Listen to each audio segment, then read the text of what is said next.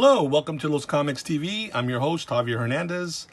Today we're looking at a book, but really quick, just to share again, I am a cartoonist. My most well-known character, longest-running character, property, IP, whatever you want to call it, is El Muerto, the Aztec zombie. Here's a previous issue a couple of years ago.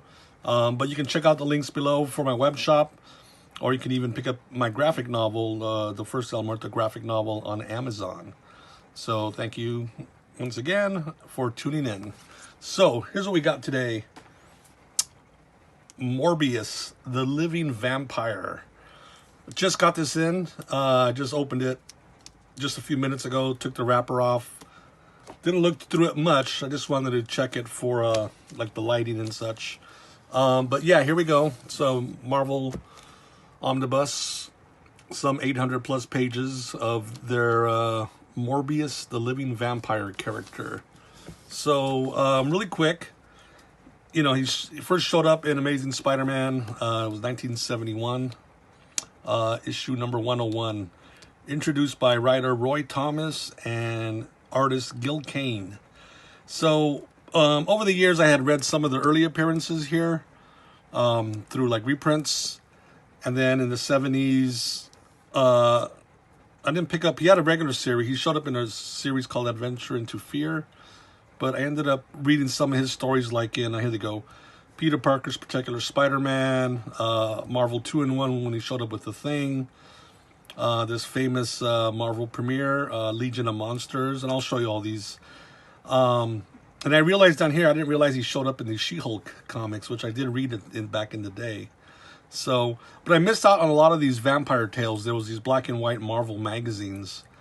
So I missed out a lot of those. And then, you know, years later, I'd pick up some of the various Adventure into Fear comics. So anyway, thought it was high time to finally, you know, since they made a collection of it, pick up this volume. There are 2 volumes, paperback, I guess, Epic Collection. Those 2 volumes pretty much have everything that's in this volume hardcover. But I found this on eBay. I found it really cheap. I mean, $50 to be honest, which is less than the price of the 2 trade paperbacks. So I figured, well, you know what? Let me just get everything, at least the classic Morbius stuff, which is all his 70s appearances and maybe into the early 80s. But that's really the stuff that interests me. At least I want to catch up on. So I picked this up.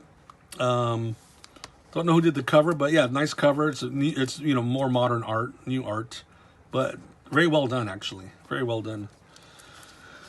So sometimes people want to see what's on it. Yeah, just the logo. Kind of looks like a matte black. Boy, that red really pops out. Very cool. Anyway, so collects a whole bunch of. We'll look at some of the titles here. That's Gil Kane. Wow, yeah, the classic Morbius from that first appearance in Spider-Man, Amazing Spider-Man. Great costumes, very simple, right? The blue bodysuit with the red trim, the belt, and the collar, and that very vampiric face, upturned nose and such. Yeah, it's a great design. You know what's interesting about a lot of comic book characters?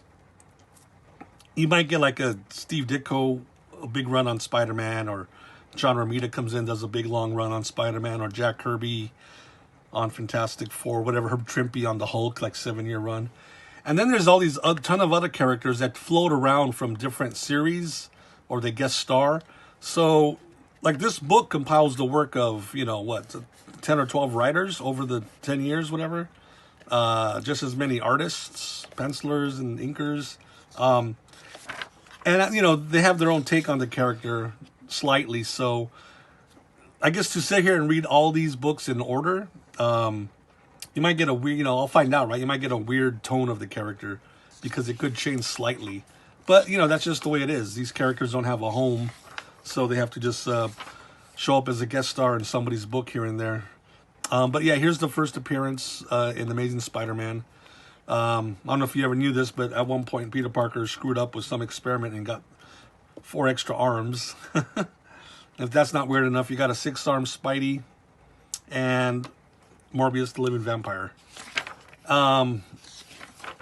So yeah, I'm not going to read we're not going to look through every single page. Just want to give you guys a show what's in here and a little history of the character and such. But yeah, Michael Morbius, he's a scientist, and he had some rare blood disease. So to cure himself, he makes up this serum, but, you know, because we got to have a comic book series, something goes wrong with the serum, and now he has these vampiric tendencies and abilities where he needs to drink blood, and he can actually fly because he's lighter than air, I believe. And I think that's why he makes the costume to catch the air currents and such. But really, he makes the costume because he has to have a cool costume in the comic, at least in the 70s, right? This is the era when the characters weren't running around in blue jeans and a black t-shirt. I hate that look for superheroes, but what do I know? But Gil Kane, man, one of the master artists of the Silver Age of comics.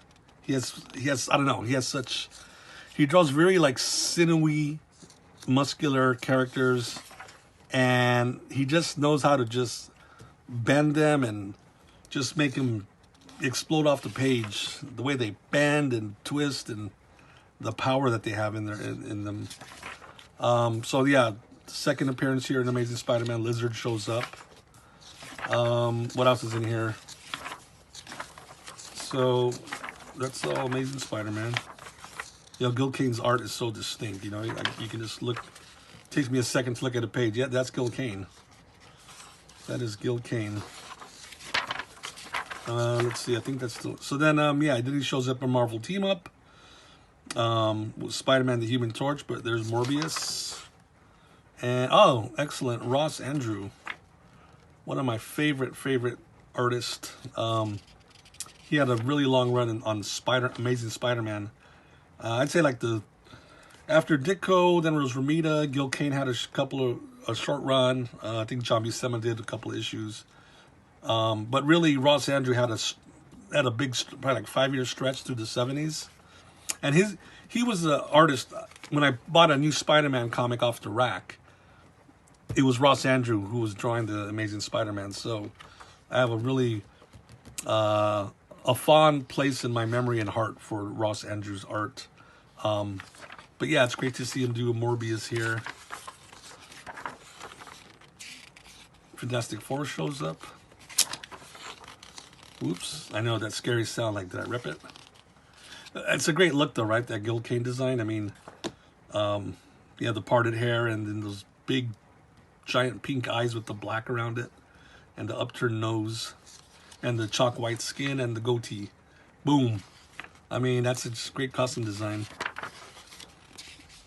I think I did read this story before too, so yeah, I'm sure I had that. I'm sure I picked up that amazing Marvel Team Up. This Marvel Team Up comic we're looking at sometime later. I didn't pick it up at the time back in the early 70s, but man, Ross Andrews, such a dynamic artist, and he has a very cartoony style about it, you know. But it's just that classic Marvel superhero art, right? It's got to be dynamic and such. Marvel Team Ups, and then it's back to Gil Kane. Yeah, Gil Kane drew this. Which right away you can tell the difference between one artist and another. Professor Xavier looks like, yeah, because we got 2 X-Men, right? It was Angel and Iceman. So yeah, see this dynamic art. You just, you know, just the characters, how they twist and put a lot of power in their punches and such. That's Gil Kane for you. Oh, Spider-Man copying a kiss. Wow, I hope he was invited for that. So now these are, okay, so this reprints also. This is a magazine, a little larger size. Vampire Tales. A lot of stories in here. Satan Can Wait. This is the 70s, folks. But yeah, I guess it'd be a Morbius story in each of these issues. So the only print the Morbius story from the magazine. And again, it's a black and white magazine. Kind of curious what this looks like in the actual magazine, with the newsprint paper slightly off white beige. It's a little hard to see. I mean, maybe you can't change the art, right? You can't bump up the black thickness of the line, but Pablo Marcos. Steve Gerber wrote it. Interesting. Okay. Again, I have not really read any of these, I don't think, the Vampire Tales, so it'll be neat to see what these stories are about. I guess Morbius goes from being a villain in the Spider-Man comic, kind of like an anti-hero, right? That's what I assume. And it's like a lot of demons, so that makes sense. He himself is not demonic. I mean, he's not supernatural. It's that chemical serum, whatever it was, it's science, right? A very stretching the boundaries of science as far as believability, where it gets vampiric powers, but it's not a supernatural based character like, say, Ghost Rider or something. So that's kind of interesting. But it looks like he is fighting some demons in these stories. I do have this issue also, Giant Size Superheroes #1. I don't know if there was another #2, but Gil Kane is back on art duties, written by Jerry Conway, longtime Marvel DC writer, and he had a long stretch with Ross Andrew on The Amazing Spider-Man. Spider-Man the Man-Wolf, I guess is recapping the story from Amazing Spider-Man, which is where the Man-Wolf first appeared. Yeah, it's interesting. Marvel they had a couple of werewolves. They had Werewolf by Night, and then they had the Man-Wolf, the Silver Wolf, and then they did a Dracula comic, and then they have their own superhero vampire, a Morbius. So again, the 70s monsters, supernatural stuff was really big. This is pretty cool. So Marvel's two entries in the horror sweepstakes are battling it out here. The Silver Man-Wolf and the white and blue Morbius. Wow. And they team up, right? In superhero comics, the characters always fight each other. They don't know each other. And then they team up. And Spider-Man is wondering what the hell's going on here with the Man-Wolf and his new partner, Morbius. Reprinting, I guess, some of the text editorial pieces from the comic. I guess weren't appropriate. I'll read that. So, and then now there's this title, Adventure into Fear, which is a horror title. And I guess this is where Morbius started showing up, issue 20. The Man Called Morbius, the Living Vampire. By popular demand, the pulse-pounding premiere of a startling new series. So now he's landed in his own series, although he doesn't get his own book. They stick him in this Adventure into Fear. Paul Gulacy, the artist, interesting. Very well known for his Master of Kung Fu. Yeah, I mean, it's so distinct, his style, too. And developing, I think, because it doesn't look 100% like the Paul Gulacy I recognize. But yeah, this is probably some of his earliest work. X-Men are back. Yeah, Gulacy, I love his art as well. Again, all these other Marvel artists, they all have their own distinct style. Yet they all have to do it the Marvel way, right? Very superheroic figure work and the action and such. But yeah, you draw how you draw, so that's why you get these distinct looks. That's a nice splash page.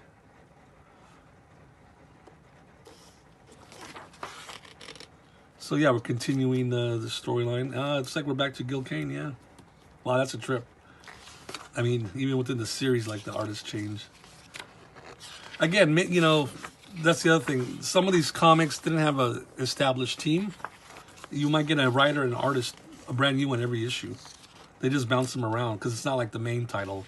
It's not like a Captain America or Hulk or FF where you want to kind of keep a certain consistency because it's such a high-selling title. But, you know, this is a paying gig for the artist. Like, okay, whatever. They're not necessarily attached to the characters. At least back then, they're just more like, I don't know.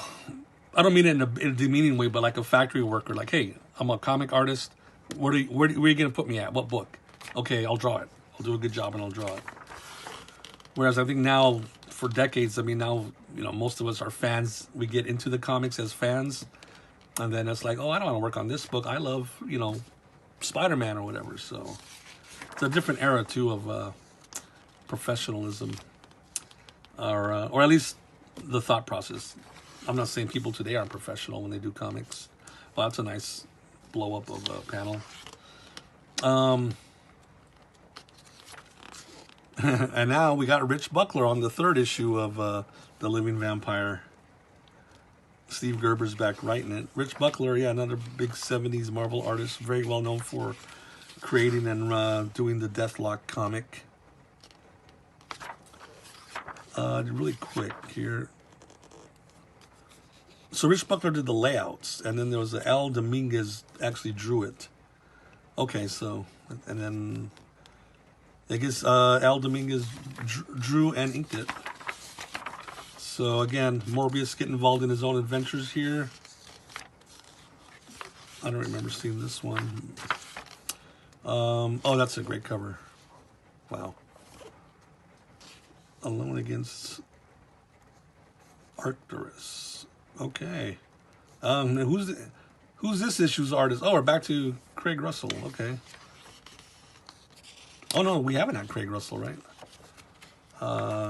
Who did I say was the previous guy? The man, short-term memory.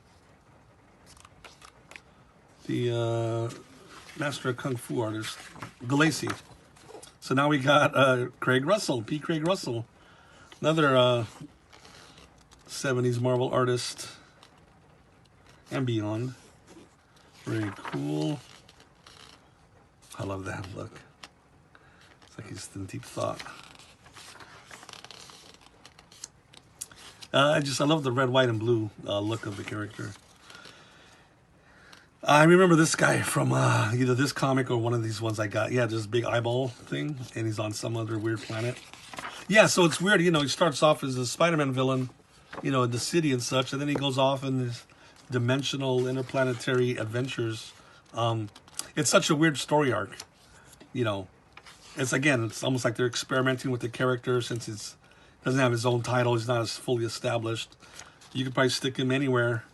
Any type of fantasy story, sci-fi, and really play up his anti-hero status. Look at that Gil Kane cover with Blade, the Vampire Slayer. Yeah, so Blade would have came over from the Tomb of Dracula comic. Craig Russell again. Yeah, that eyeball thing. Yeah, this is so surreal. Look at this. Two guys just hanging out in a cockpit here and looking very strange. Wow, is that Gerber? Yeah. And sometimes you get these very heavy text pieces you got to read through for the story. Very fascinating. So then we go another vampire tale. So again, yeah, I just want to give you a quick. Wow. They were putting a lot of text pieces here. It's a beautiful painted cover. Wow, look at that. Look at that. That's something, man. Satana is in this issue. Bela Lugosi picture, interesting. It is a vampire tale.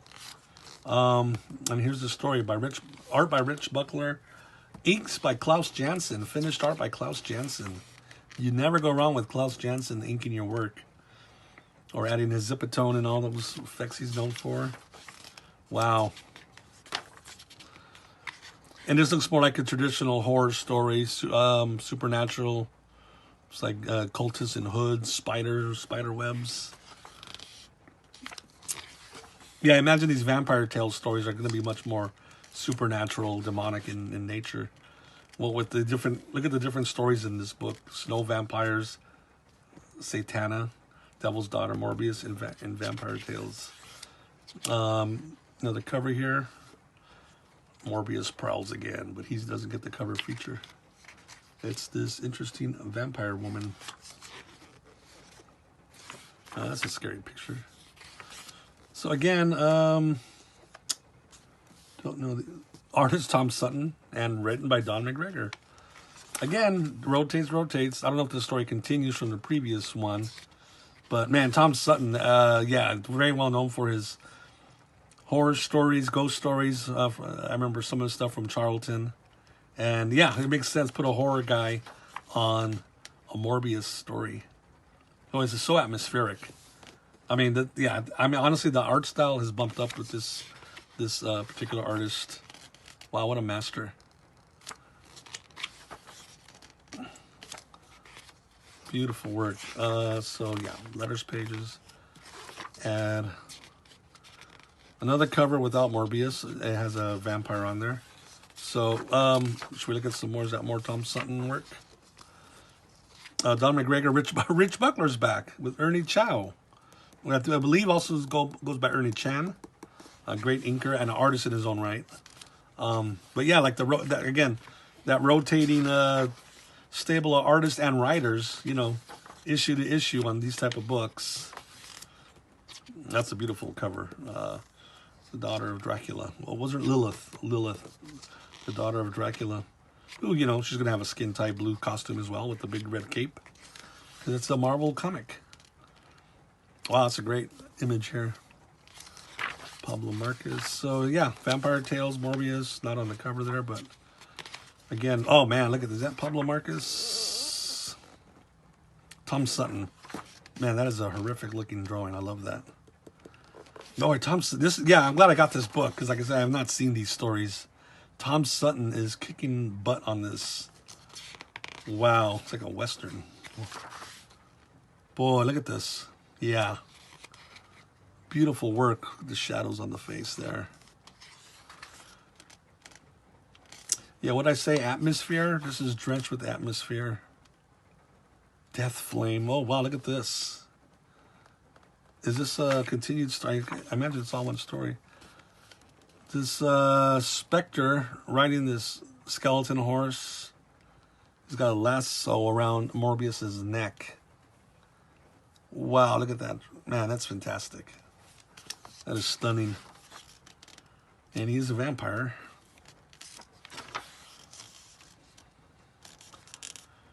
Vampire bitings, specters, hangings. Yeah, this is definitely magazine material, which is a little more mature audience versus the comics. Boy, wow, look at that. Wow. It's Adam's apple popping out of the strangulation. Yeah. I have this magazine. I did buy this years ago. Not as a kid, but I mean, probably within 10 years. Probably got it really cheap, but it, yeah, had a Morbius story in here. Okay, here it continues from here. Artist Mike Vosberg. Wow. Yeah, Mike's an old hand at this stuff too. It's really amazing just how much it changes artist. But yeah, looks like the story continues. The Western here. Yeah, I'll be curious to read this. What is this story actually about? Other than the glimpses we're getting here together.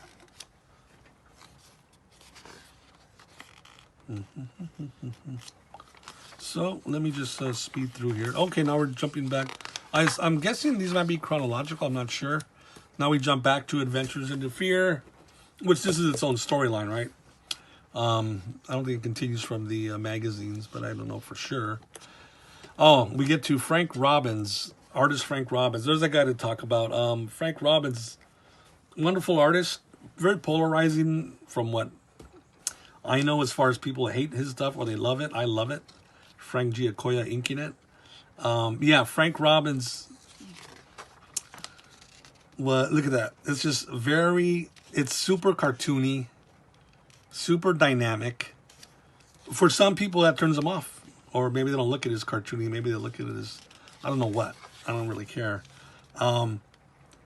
Yeah, he's almost squatting here. I mean, yeah, his character, they almost remind me of like puppets, dolls, but you cut the strings and they're just kind of dangling sometimes, and they're very loose jointed, their elbows and their knees. But I don't know, it's a comic book. I love that type of dynamic figure work in action. Man, look at this. This is so good. Yeah, I wish there was like a whole book of nothing but Frank Robbins, Morbius. Yeah, Frank Robbins did a lot of work at Marvel through the 70s. The Invaders, I remember him from The Human Fly. He did some stuff at DC, writing Batman stories as well as illustrating them, and The Shadow. While DC had that license. But yeah, here we are. Yeah. The funky costume designs. Guy looks like came out of a rock show from the 70s. I have this issue. I did buy this in the back issue. Oh, good. It's Frank Robbins still. A Stillborn Genesis. Boy, if that title doesn't get you. Doug Minch, writer, and yeah, Frank Robbins, Frank Giacoya. Wow.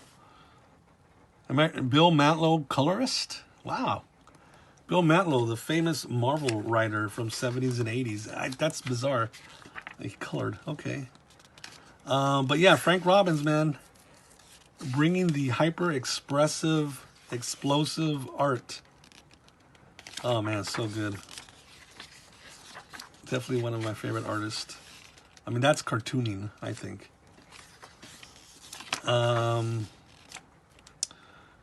Wow, so Virgil Redondo, him I do not know. I'm sure he's probably did sporadic stuff through the 70s, but this is cool. So this is the Werewolf by Night character I mentioned earlier, and this is like their giant size. I guess they do them annually, maybe quarterly, but yeah, you get a 68-page giant size werewolf comic. In this issue, it's fighting Morbius. So Morbius is fighting the Man-Wolf, and now Werewolf by Night. Werewolf by Night is definitely based more on Universal's classic werewolf. The guy turns into this wolf. Except in our Marvel thing here, he's a superhero. Here he's putting the bite on him.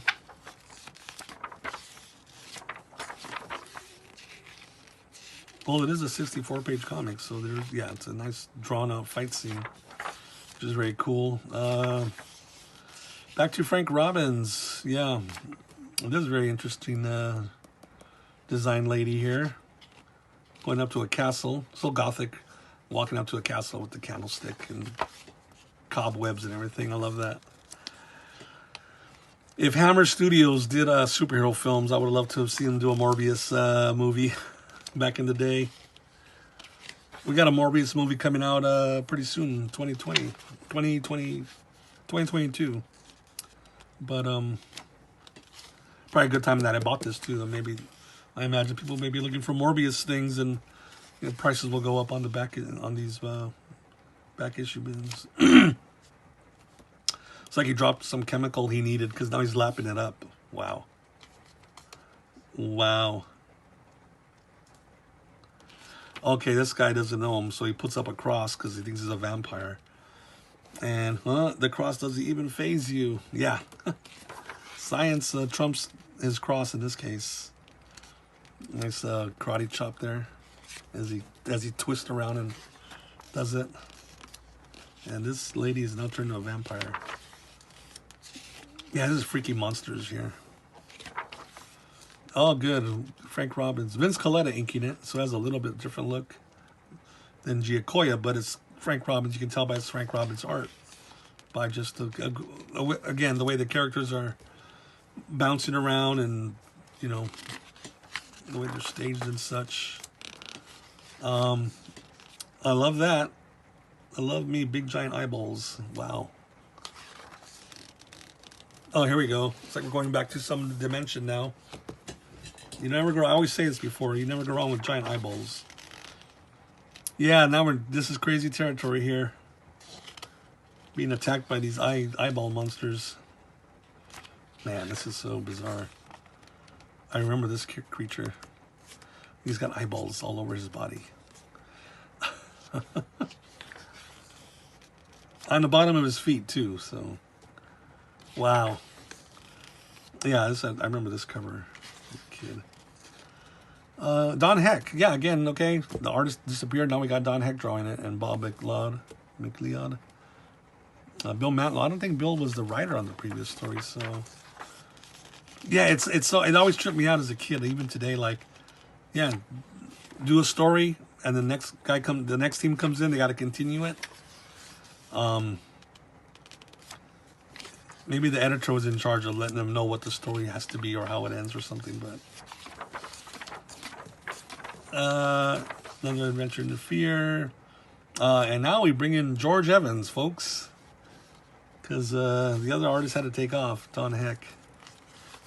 I don't recognize the name George Evans, so yeah, I can't say I've seen more of his work. You know, I haven't read every Marvel comic, obviously, so. I have this issue. This one I definitely bought. We're back to Frank Robbins. So It's funny they put Frank Robbins' name first before the writer. It's always the writer is mentioned first, Bill Mantlo. Maybe because he came back, or they just appreciate, they really appreciate his work. So this woman is twisting around to look at them, and her legs are just, yeah, like I said, Frank Robbins, very loose on the elbows and the knees and the hips with the characters.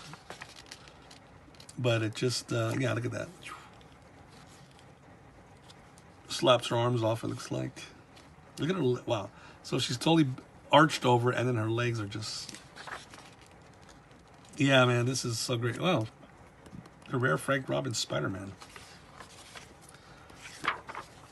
Sorry here, burped. Look at that, the arch back again, and slapping her arms away again. I'm really liking the Vince Colletta inks on here. I don't know, it just has a nice, I don't know, sophisticated line work sometimes. Or people call it scratchy sometimes as well. Vampire Tales, I guess that's just, what's this, Blade? Maybe there's no Morbius story because it's only the cover. Well, they got this incidental art, but then they have another Vampire Tales, so there probably wasn't a Morbius story in that issue. Oh, Galassi. And I can't tell the inker, but interesting. I'm gonna go a little faster because I'm trying to watch my time, but yeah, back to more of the black and white Vampire Tales. Oh, look at that cover. Wow. It's like a B-movie, right? The satanic cult, they're gonna sacrifice Morbius, the Brotherhood of Judas. Yeah. Great stuff. Great stuff. Don't know the artist on here. Sonny Trinidad, yeah, we saw his work earlier. There was this big wave of Filipino artists working DC and Marvel through the 70s. Yeah, so they had a very fine line work. Beautiful woman there. So like you said, yeah, and I guess this black and white story doesn't tie into the color one we saw, I imagine. And it may be a new story compared to the previous Vampire Tale. I'm not sure until I sit down and read these, but you definitely see the variety. That's a great cover. Could be the cover for the poster for the movie coming up. But it's a Bob Larkin, looks like it says 75. Wow. I've never seen that cover like on the stands. Wow. It was Christopher Lee, Blood Red Eyes. That's a cool one. Blade and yeah, the painted covers are always amazing to see those as a kid, especially because you never seen them like, wow, they look more real because they're painted, you know. The Madman of Mansion Slade. I guess Blade is in this one, or at least he's just on the cover. Blade may have his own story in this issue, but maybe they don't actually meet.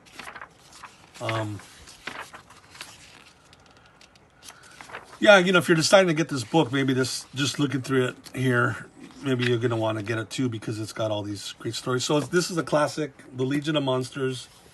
It's always pricey on eBay, but apparently it's very popular because they teamed up, Marvel teamed up their monster characters, Ghost Rider, The Man-Thing, Morbius, and Werewolf by Night. Drawn, thankfully, by Frank Robbins. Yeah, this was a funky story. Look at the art. Look at the shadow on his face.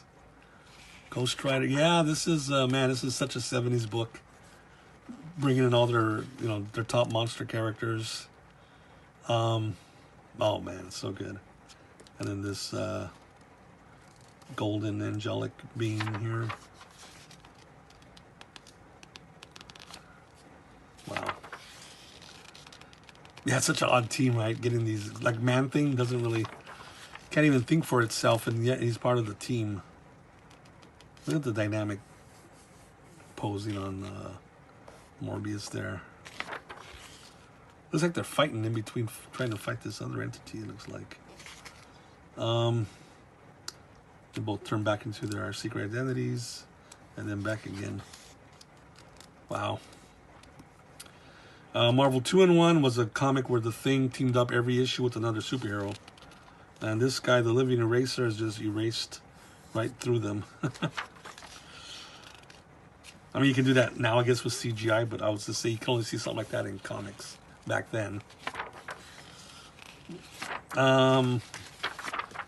Yeah, Morbius, I guess, more in his anti-hero role. He's fighting the Thing here, but looks like he's also fighting the bad guy.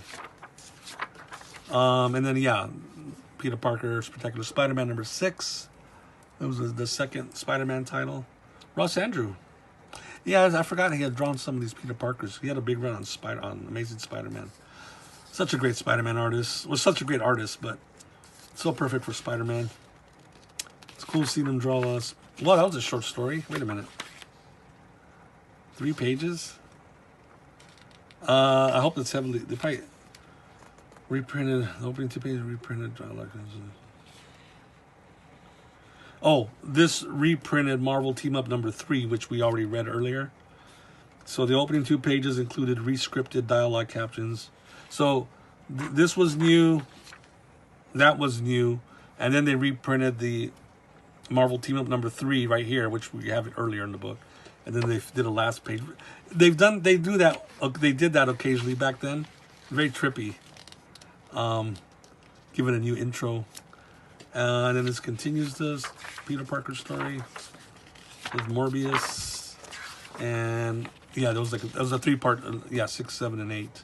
I remember this cover as a kid. Galassi, very moody. It's a very moody cover. A very different artist than Sal Buscema.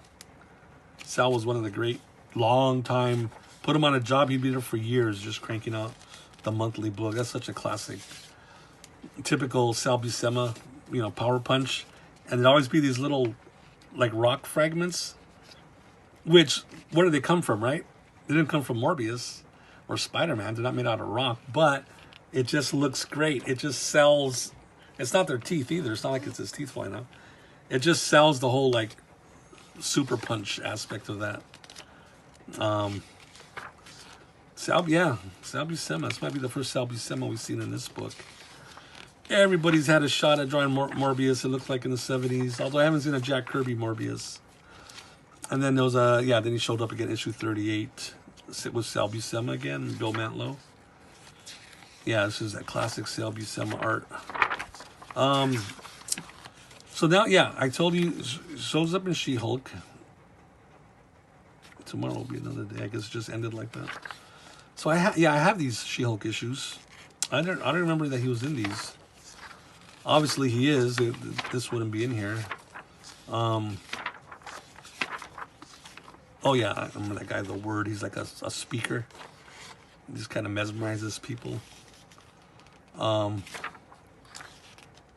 did I miss the Morbius appearance in the book? Maybe they mention him and then he shows up later. That's kind of interesting. Or does he show up as Dr. Michael Morbius? I'm looking just as we're reading. I haven't read this story since it came out like 40 years ago. Wow. Jennifer Walters, the She-Hulk. I guess is getting her own show. I was going to say, if you see Morbius, let me know. But wow, interesting. Again, not having read this right now, I'm just assuming he gets mentioned. Okay, here's a picture of him in a newspaper. That's the first mention I've seen of him. But again, they probably mentioned his name in the story, so it's got to be included. And now, okay, now he's showing up. Here we go. Yeah, I guess it builds up to him, so you would have to have those 2 issues.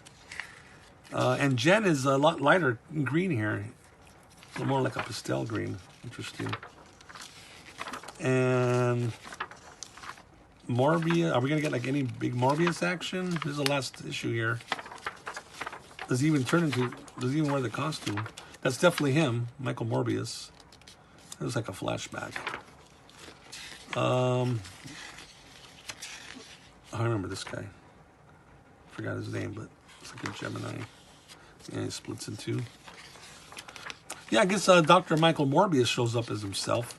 Not so much in his attire. Anyway. And then with this, some ads. I love the ads. These screaming advertisements with those bright red colors, red, blue, and white. Yeah, a lot of ads here that they put in that didn't show up in the reprints earlier. Gil Kane artwork before it gets colored. Wow. Oh, wow, it was a rare Gil Kane pencil. Anyway, some of the covers before they're inked. Original art, just as it's shot right off the the actual bristle sheet of paper. Some tape mark on here. Wow, this is beautiful. It catches a lot more of the subtle grays, which I guess blow out when they do it as just black and white. And some of these beautiful paintings. Earl Norham was huge back then. I have this. So yeah, I had this as a kid, 77, which reprints that. I think the first, the Amazing Spider-Man appearance of Morbius. So that's where I read it. And then some of the other Treasury reprints that feature the stories we just looked at. So anyway, and then more covers of. I guess this Morbius Revisited reprinted some of the stuff that we saw. So anyway, you get an idea of what's in this book. It's pretty much all his early appearances. There's a cover through the 70s, probably into the very early 80s. So this is if you want the classic Morbius, origin and his beginning adventures. If you can find, if you can find this, if you can find a great price, that'd be better. Or you can pick up those. There's 2 volumes of Epic collection. These thick paperback, trade paperback collections Marvel does. So, but like I said, I got a good deal on this. Turned out to be cheaper than buying the 2 trade paperbacks, and I have them all in one book. So, anyway, thank you for watching. Hope you enjoyed checking out Morbius, the Living Vampire Omnibus. You got any questions or comments or thoughts? Share them down below in the comments section. If you're not a subscriber to the channel, please click on the subscribe button so you can also, always be notified of when the next episode is available. And feel free to share it, on your social networks. But thank you so much, and we will see you next time. Thank you. Bye.